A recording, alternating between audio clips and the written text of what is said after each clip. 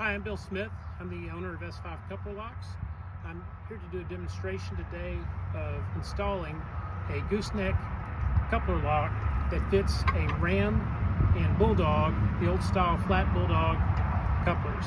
This lock works on both square and round tube, as does the set bolt lock that I'm going to demonstrate here in just a moment. But we'll start off right here.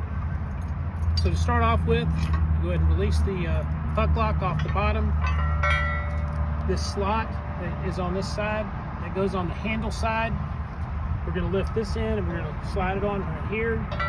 Slide this piece on from the other side.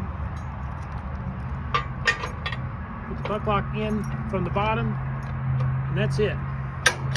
This is a very heavy, durable, theft-resistant lock. You're not going to be able to get this off with bolt cutters. It is bolt cutter proof. The coupler itself is definitely a deterrent to sledgehammers, pry bars, and it's going to take a while to cut one of these off. It's definitely a heavy theft deterrent for your trailer. All right, this is the second part of the video. We're going to talk about installing the set bolt lock. So the whole point, you've got this the stem that the coupler is attached to, and it's held in a lot of times with a crossbar. The crossbar may not always be there holding that stem in. This is the neck, this is the stem, and then the coupler is welded on the bottom.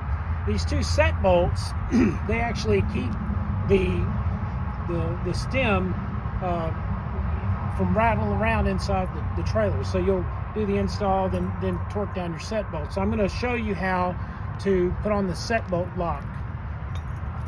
So to start with, you're going to have a couple different components. You're going to have this rubber washer. I'm going to show you where it goes in a minute. Its main purpose is to keep the lock from vibrating on the front of the trailer and banging on the trailer, making a lot of noise, maybe messing up your paint, whatever. This is the silver washer that's in the kit, and this is what holds the lock on. It's 3/16 washer, very heavy duty. Lastly, you have the lock body itself in the Trimax puck lock, and you'll have this backing plate, the lock housing, and then the Trimax puck lock. So I'm going to set those up here for now, and we're going to zoom in, and I'm going to show you how this goes on here.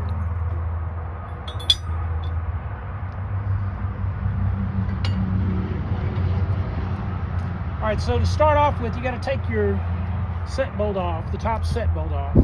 So when you take it off, and I've already pre-taken this off so it's easier, I wouldn't have you breaking it loose whenever we're working. So the one thing with the set bolt, once you get it out, you're going to want to back the jam nut all the way up on the bolt. Some of the bolts, they'll have the octagonal head. Some of them will have the just a square head on it like this one does. Now the one thing to watch for, one of the challenges down the road is the thickness of this head. If it's got a really overly thick head, I standardize the installation of this set bolt lock based on this 1 3/4 inch thread. I guess it's about 2 inches or whatever overall length, but it's 1 3/4 inch bolt or threads. That's what I standardize on, because that's really what the industry standardizes on. But if you end up having a really long one and the lock housing doesn't go all the way up on it, generally just go switch out to a new bolt, and it'll work just fine after that. It just comes down to what I have to standardize the build on. So again, you're going to back that jam nut all the way up on the bolt, the set bolt itself, and then we're going to start off with our rubber washer. Again, this is going to stop this from banging around and cause a lot of noise on the front of the trailer. Keeps it stable. It has no other job than that. And if you lose it, it's not the end of the world. You can always reach out to me and I'll supply another one. But that's its job. So when you put it on, you're going to slide it on over the welded on nut here on the top. And if you notice, it slips right on over the top here. Then you're going to take the backing plate. Notice the hasp. The hasp is going to be on the top, okay? So we're going to put that on, and I'm not sure how well the camera's picking it up. Are you able to see that? Is that looking right? Okay, you'll be able to see that nut in the center here with gap all around it. If you get this housing between this and where the silver washer goes on, it's not going to work. Your set bolt's not going to contact the stem and be able to lock the stem in there. So just make sure it's evened on there. Just hold it up with your hand. So then we're going to add the washer. The washer is what's going to go around this, and that's what's going to hold it on. It's going to compress down onto the neck of the trailer. So I'm going to try and hold this. So we're going to run the set bolt in.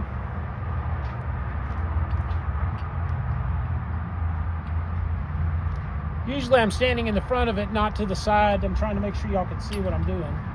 So forgive me.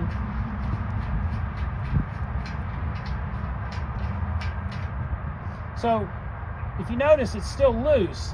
You want this set bolt to contact the stem inside the neck before this jam nut hits the washer. It's very critical that this set bolt contacts that stem first. So then what we're going to do is we're going to tighten that set bolt down, and I'm not going to torque it here. I just tightened it tight, and we're going to leave it sit for now while we do the rest of the installation. So then we're going to take this jam nut. Now this is what's going to tighten the rest of it down. As you do that, just make sure that your rubber washer's lined up. If for some reason you get a rubber washer that's extending out from the side, just take a pocket knife and trim it off. It's not a big deal. If you lose it, it's not the end of the world. You can contact me, I'll send you another one. But you want to make sure it's smooth to the sides here so that you can slide that housing on. You can always test the housing. As long as the housing goes over it, it's not that big a deal. So now you're tightening this down and you're compressing that washer now up against the washer's going to contact between the jam nut and the nut that's welded on the neck of the trailer. Okay, so now you're just going to tighten this up, and I'm just using, you might use a socket, torque it, that sort of stuff, but I'm just going to use a adjustable wrench for my purposes, and I'm not going to crank it all the way down, but you're going to want to get this tight. Okay, so as this thing compresses down, I mean, now it's not moving.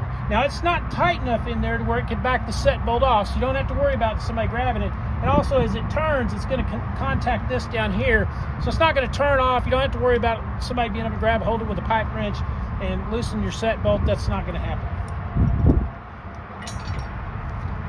So now we're going to take the housing and the puck lock. We're going to slide it on. All you do here, just slide the housing on, slide the puck lock on, and you're done. It's really a nice solution. I've sold literally thousands of these because I include them with every gooseneck coupler lock setup that I sell. So it's really a great solution. So again, this is your set bolt lock. This is your coupler lock. You'll get 5-6 keys depending on what they send with the packages, but it'd be 5-6 keys.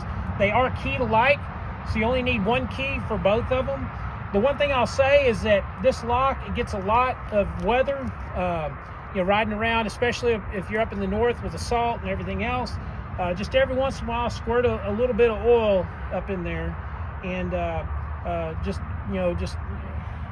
on some interval, and just kind of monitor it every once in a while. But other than that, once you set this, unless you change your stem height for your coupler, you never have to mess with this again. All right, so the last thing I want to show you is the labels for the boxes. So if you obviously, you can refer back to the video on how to do the install. The other piece that you can do is just look at the new labels that we've instituted for 2022. It shows the order of install. It also has the obligatory California warning, and also how to install the coupler lock itself. These do fit on both square and round tubes, so don't be concerned about that. That's it. If you decide to buy one of my products, appreciate your business. If you ever have any questions, my number's available on the website. You can send me emails. Appreciate your watching the video. Thank you.